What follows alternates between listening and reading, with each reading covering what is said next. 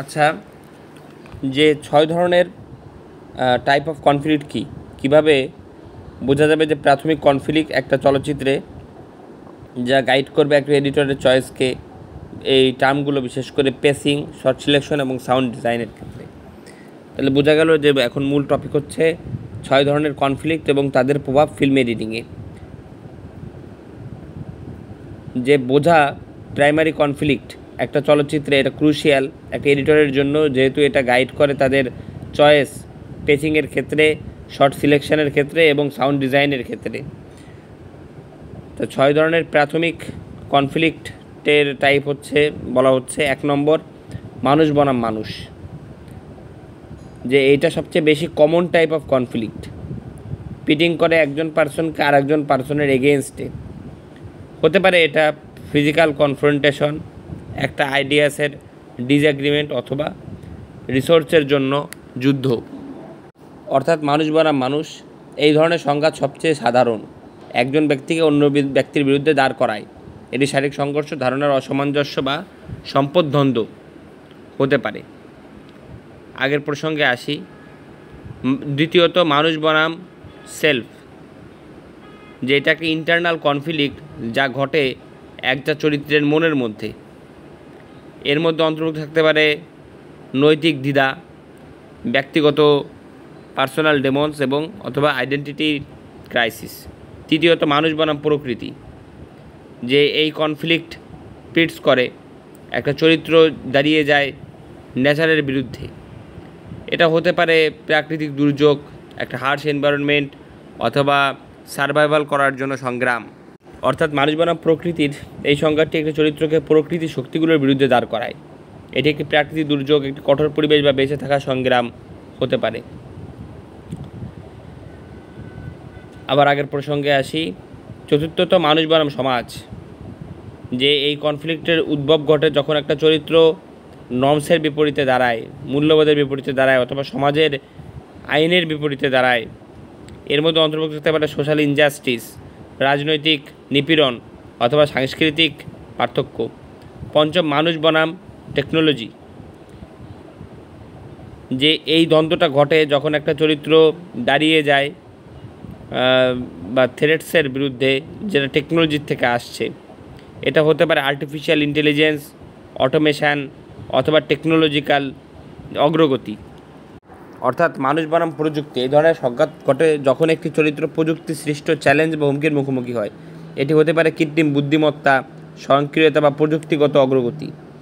উদাহরণ, একটি চরিত্র যার কাজ একটি রবট দ্বারা প্রতিস্থাপিত হচ্ছে। একটি চরিত্র যার বিরুদ্ধে একটি কৃত্রিম বুদ্ধিমত্তা বিদ্রোহ করে। একটি চরিত্র যার প্রযুক্তিগত সমস্যার কারণে জীবন বিপন্ন হচ্ছে। আগের প্রসঙ্গে আসি। ষষ্ঠ বিষয় হলো মানুষ বনাম সুপার ন্যাচারাল।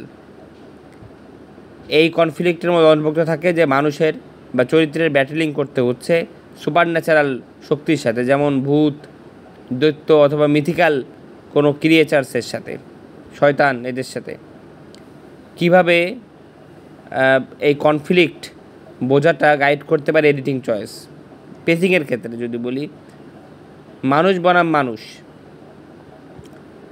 যে এইখানে ফাস্ট পেস এডিটিং দরকার, যেটা ক্রিয়েট করবে টেনশন এবং এক্সাইটমেন্ট এই ফিজিক্যাল কনফ্রন্টেশন অথবা হিটেড আর্গুমেন্টসের সময়। মানুষ বনাম সেলফ, যে এখানে স্লোয়ার পেসিং অ্যালাউ করবে একটা ইন্ট্রোস্পেকশান এবং ক্যারেক্টারের ডেভেলপমেন্টের ক্ষেত্রে। এটা অডিয়েন্সকে দেবে সময় যে বুঝতে চরিত্রের অন্তর্গত কনফ্লিক্টটা। মানুষ বনাম প্রকৃতির ক্ষেত্রে যে একটা কম্বিনেশন দরকার পড়বে ফাস্ট এবং স্লো পেসিংয়ের মধ্যে, যেটা ক্রিয়েট করবে একটা সেন্স অফ আর্জেন্সি এবং ডেঞ্জারের, যেভাবে একটা ক্যারেক্টার স্ট্রাগল করে সারভাইভের। মানুষ বনাম সমাজ, যে এইখানে স্লোয়ার পেস দরকার, যেটা হয়তো বা হাইলাইট করবে চরিত্রের আইসোলেশন অথবা অপ্রেসিভ যে নেচার সমাজে, সেইটাকে। মানুষ বনাম টেকনোলজি, যে এখানে ফাস্ট পেস এডিটিং তৈরি করতে পারে একটা সেন্স অফ ক্যাওস এবং ডেঞ্জার, যেভাবে ক্যারেক্টার ফেস করবে technological threat. Man versus super natural, এখানে একটা কম্বিনেশন ঘটবে দ্রুত গতির এবং স্লো গতির, যেটা তৈরি করবে একটা সেন্স অফ সাসপেন্স এবং হরর, যেভাবে করে চরিত্রটা ব্যাটেল করছে সুপার ন্যাচারাল ফোর্সেসের সাথে। এবার আছে আমরা শর্ট সিলেকশনের ক্ষেত্রে। মানুষ বনাম মানুষে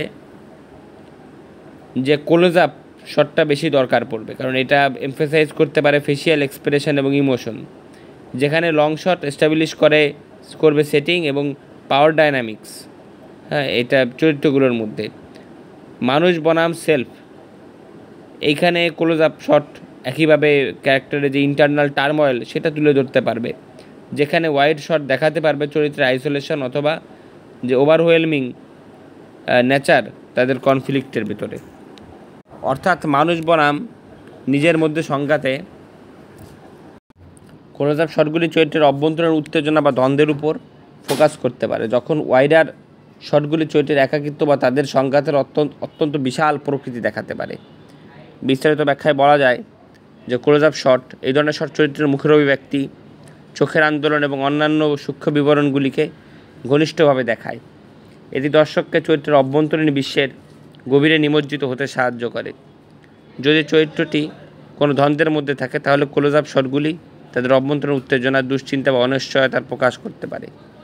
ওয়াইডার শট, এই ধরনের শট চরিত্রকে বৃহত্তর পরিবেশের মধ্যে দেখায়।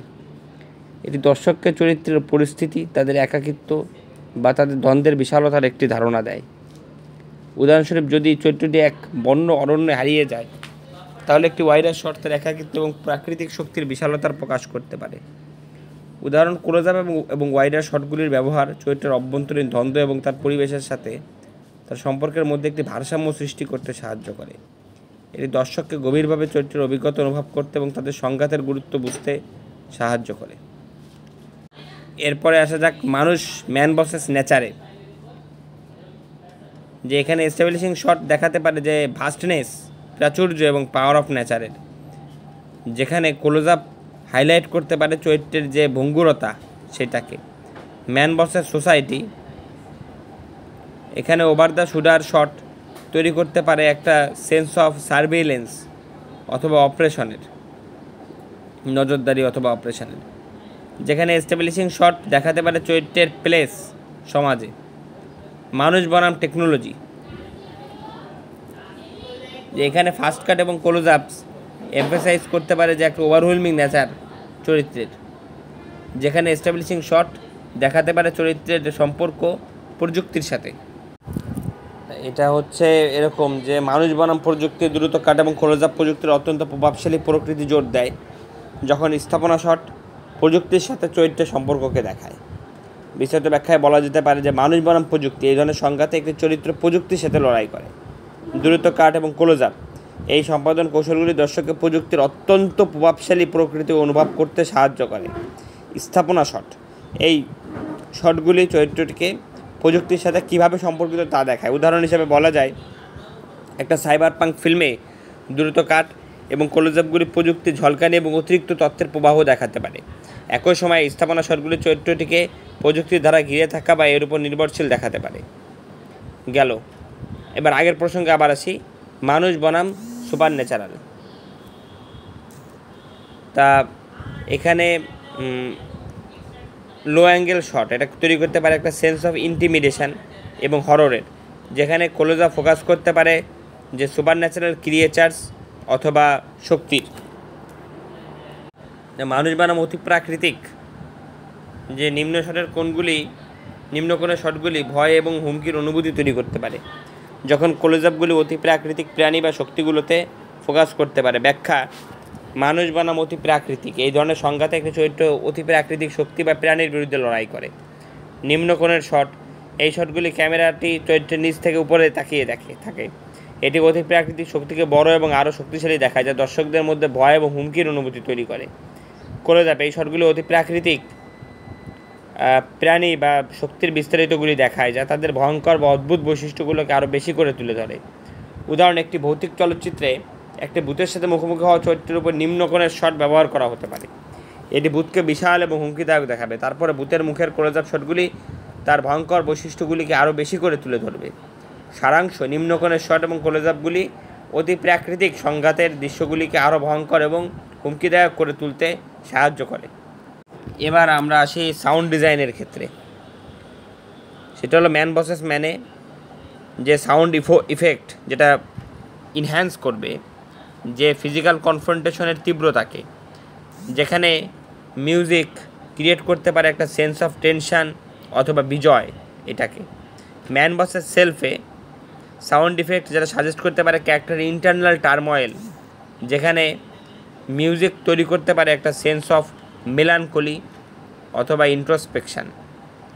ম্যান ভার্সেস নেচারের ক্ষেত্রে সাউন্ড ইফেক্ট যেটা ক্রিয়েট করে একটা সেন্স অফ অ্যাও অথবা ডেঞ্জারের, যেখানে মিউজিক এনহ্যান্স করবে ইমোশনাল ইম্প্যাক্ট কনফ্লিক্টের।